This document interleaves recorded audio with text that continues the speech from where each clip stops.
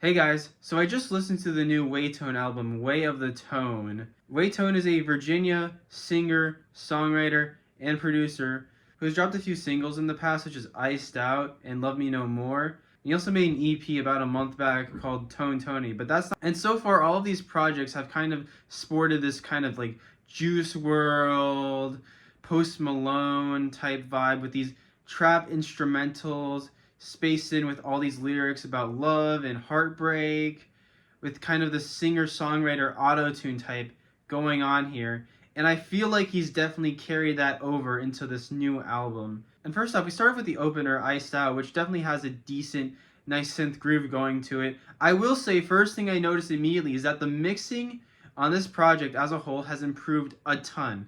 With the exception of just a couple songs I do feel kind of iffy with, which we'll get to in a moment. Next up, we have the track Broken Hearts, which definitely sounds the most like a Post Malone song.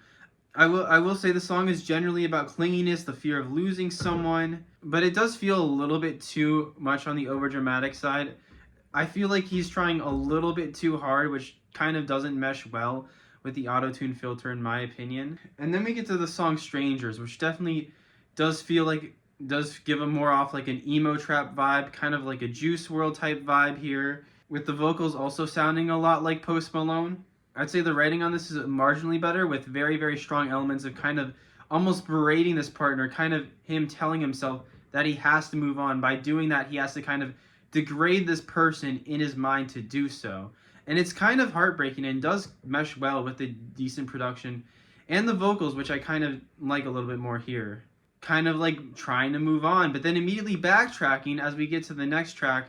I do enjoy kind of the spacey, a bit more lo-fi production on this one, even if it does feel a bit dated. The vocals again here are a little bit more on the overdramatic side, especially like the auto-tune moaning.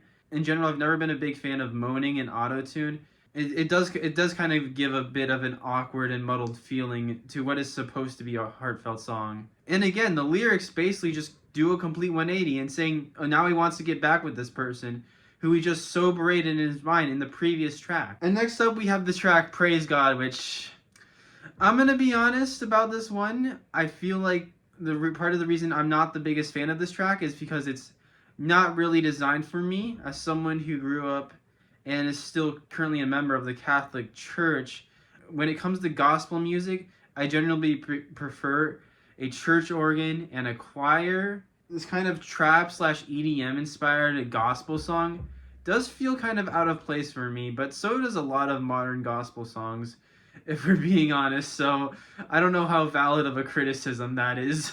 And next we have the track Save Me, which also has more of a Christian undertone to it. And it's a really, really good testament on how a lot of people become clingy and overdependent and kind of idolize their partners and put it over their own religion, their own personal faith, which obviously does cause a lot of problems, especially in Christianity, when idolatry is one of the worst sins you can possibly commit. And I will say the singing and production on here is actually pretty solid. I absolutely dig like the upbeat kind of city night drive vibing production here. And next up we have the track Heaven, which does feel like a bit of a bold detour, I will say, with most of the lyrics being in Chinese, which, as someone who does not know any sort of Chinese whatsoever, it does feel a bit jarring to me, but I gotta give props because that is quite a bold and unique move, I will say. I forgot to mention, but this track happens to be more of a guitar lo-fi ballad, which I do find a bit interesting, and I love the stylistic change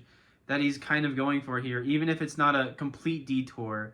Can't Let You Go continues the theme of heartbreak with not only the concept of not really knowing how to move on, but also not really wanting to move on to begin with.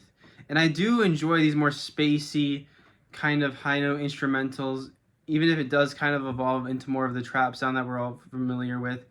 Towards the end, there is a bit of a turning point within the album as the track slowly fades out, but the vocals remain mixed about the same, which is quite interesting. And next up, we arrive at Times We Had, which is a complete total stylistic change from the previous trap sound that we're familiar with, and kind of sounds more like a D4 VD sound. I will say, even though I know what this new style of sound comes from, it is quite a welcome sound and definitely does fit within the context of this album based on what we've heard so far at least. And next up we get to the track Drowning, which kind of sounds like something made by XXXTentacion off his 17 album, with the acoustic guitar, the kind of spacey trap instrumentals. And next up we get to the tracks Forgive Me and Carved in My Bone. Carved in My Bone itself is almost 5 minutes long and then we get another stylistic change with the following two tracks, Forgive Me and Carved in My Bone. And I will say, even though it is a stylistic change, I'm not the biggest fan of complete acoustic instrumentals and singing. I do kind of like the boldness and the ideas of it, but the buzzing guitar throughout the track, Carved in My Bone, especially, and the overdramatic vocals, I just don't think they really clash that well. But then we get back to Reborn, and then we get to Reborn, which kind of backtracks on more of that R&B lo-fi sound that the track Times We Had was going for. And I will say this is definitely a nice welcome change. It's also a pretty decent, more relatable on top of gospel song, which I also welcome quite a bit. And the track Love Again kind of ties this album back, focusing more on the love theme, wanting for this, possibly wanting for this relationship to work out again. And I do like how the production has kind of like matured in a little bit of way, with more of a prevalent guitar, better backing vocals, and more of an optimistic feel on things. And I do like how the bonus track On My Mind is pretty much a perfect follow-up to the previous track, and kind of, in my opinion, is the definitive ending of this album. A pretty nice closer to what feels like a pretty experimental album. And then afterwards we also get the bonus track Love Me No More, which is this type spacey, almost like Dave Blunt's type track ballad, which I can't say I'm necessarily the biggest fan of. But if he wants to close the album that way, then sure, let him have it. I will say the themes of this album are kind of confusing. I mean, the title, Way of the Tone, and the fact that there's an American flag in the background kind of makes me inclined to think more so about patriotism. And yet there really isn't a whole lot of, well, what's it like to be an American, or what's it like to be a Chinese American in there. I feel like that narrative could be quite interesting. But I think instead what we got is kind of back and forth of like wanting to move on, wanting to break up from someone while also wanting to stay with someone, I think is also kind of compelling, even if it doesn't really match up with the theming of this album as well. And I will say, this is a very, very bold, nice, bold project that definitely took quite a few risks. And I'm really happy that in some cases that it does kind of work here. And I will say, overall, that definitely continue to be bold, continue to experiment with new genres, try to fuse and maybe bend genres possibly, and maybe go on to enhance your album a little bit. Maybe add interludes, add skits, try to tell a more compelling narrative, and continue to experiment with more and more genres until you find a sound that kind of sticks with you. Because again, this album doesn't really quite have a unique sound at all. I noticed a lot of inspiration from Juice WRLD, from X, from Post Malone, and from D4VD. But you know, for someone's first project, I think that's more than okay, because most of your early works are probably just going to be a culmination of a lot of the artists that you listen to. But yeah, continue to experiment, continue to try new things, see what works, see what doesn't.